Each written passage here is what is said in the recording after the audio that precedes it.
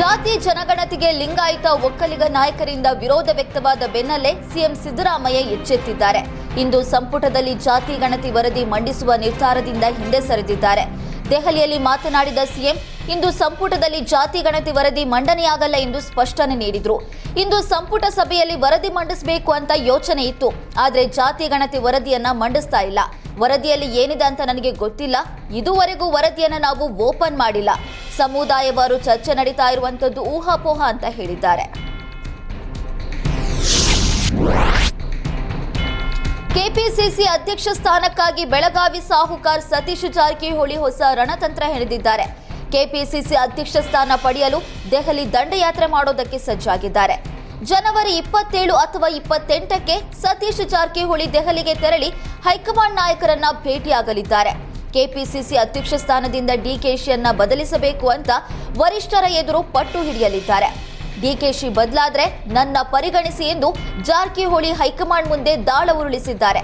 ಮೊನ್ನೆ ಸುರ್ಜೇವಾಲಾ ಜೊತೆಯೂ ಚರ್ಚಿಸಿದ್ದ ಜಾರಕಿಹೊಳಿ ತಮ್ಮ ಪ್ರಸ್ತಾವನೆಯನ್ನ ಸಲ್ಲಿಸಿದ್ರು.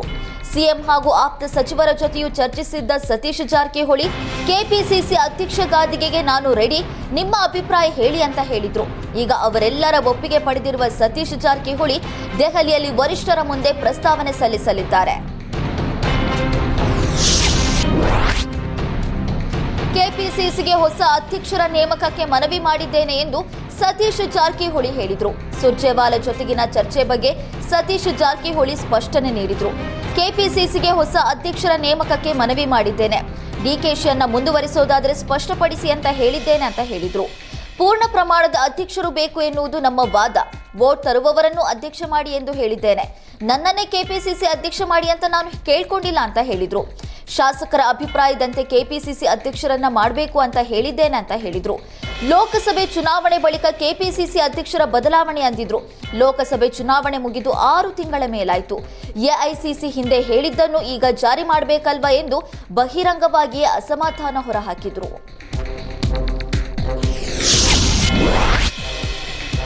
ಬೆಳಗಾವಿ ಕಾಂಗ್ರೆಸ್ ಭವನ ನಿರ್ಮಾಣ ವಿಚಾರದಲ್ಲಿ ಸತೀಶ್ ಜಾರಕಿಹೊಳಿ ವರ್ಸಸ್ ಹೆಬ್ಬಾಳ್ಕರ್ ಮಧ್ಯೆ ಸಂಘರ್ಷ ಶುರುವಾಗಿದೆ. ಇದೇ ವಿಚಾರದಲ್ಲಿ ಡಿಸಿಎಂ ಡಿಕೆ ಶಿವಕುಮಾರ್ ಹಸ್ತಕ್ಷೇಪಕ್ಕೆ ರಮೇಶ್ ಜಾರಕಿಹೊಳಿ ಸಿಡಿದೆದ್ದಿದ್ದಾರೆ. ಕಾಂಗ್ರೆಸ್ ಕಚೇರಿ ವಿಚಾರದಲ್ಲಿ ಡಿಕೆಶಿಯಿಂದ ತಪ್ಪು ಸಂದೇಶ ರವಾನೆಯಾಗಿದೆ. ಹೈಕಮಾಂಡ್ ರಾಜ್ಯದ ಜನತೆಗೆ ತಪ್ಪು ಸಂದೇಶ ನೀಡಿದ್ದಾರೆ ಎಂದು ಕಿಡಿಕಾರಿದ್ರು. ಇದೇ ವೇಳೆ ಪಕ್ಷದಲ್ಲಿ ಇರುವವರನ್ನ ವಿರೋಧಿಸುವ ಶಕ್ತಿ ಸತೀಶ್ಗೆ ಸಿಗಲಿ ಎಂದು ಸಹೋದರನ ಪರ ರಮೇಶ್ ಬ್ಯಾಟ್ ಬೀಸಿದ್ರು. ಸತೀಶ್ ಸೈಲೆಂಟ್ ಆಗಿದ್ರೆ ಕಾಂಗ್ರೆಸ್ನಲ್ಲಿ ಉಳಿಗಾಲವಿಲ್ಲ ಅಂತ ಹೇಳಿದ್ರು. ವಿಜಯೇಂದ್ರ ಕೆಳಗಿಳಿಸಲು ನಾವು ಹೋರಾಟ ಮಾಡಿದ್ದು ನಿಜ ಎಂದ ರಮೇಶ್ ಜಾರಕಿಹೊಳಿಗೆ ಬಿಜೆಪಿ ರಾಜ್ಯಾಧ್ಯಕ್ಷ ಬಿವೈ ವಿಜಯೇಂದ್ರ ಖಡಕ್ ವಾರ್ನಿಂಗ್ ನೀಡಿದ್ದಾರೆ.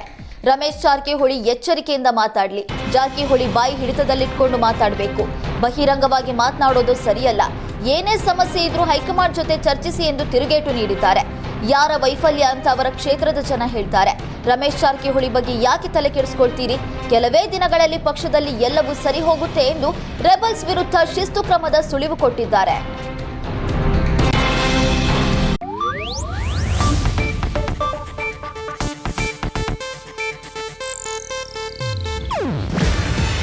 ಇದು ಏಷ್ಯಾನೆಟ್ ನ್ಯೂಸ್ ನೆಟ್ವರ್ಕ್ ಪ್ರಸ್ತುತಿ. ನೀವು ನೋಡ್ತಿದ್ದೀರಾ ಏಷ್ಯಾನೆಟ್ ಸುವರ್ಣ ನ್ಯೂಸ್.